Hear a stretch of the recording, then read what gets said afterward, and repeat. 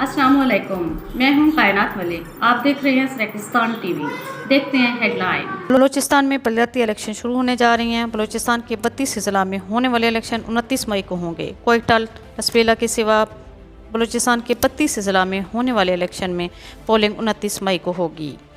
इस सिलसिले में ज़िला मूसा खेल मौजा सराखों वार्ड नंबर 2 से पाकिस्तान तहरीक इंसाफ के नामजद उम्मीदवार नूरजान खुरमज़ई फेवरेट उम्मीदवार हैं, जबकि इनके वोटरान सपोर्टरान का कहना है कि इंशाअल्लाह नूरजान बलदियाती इलेक्शन में मुखालफिन को भारी वोटों से शिकस्त देंगे।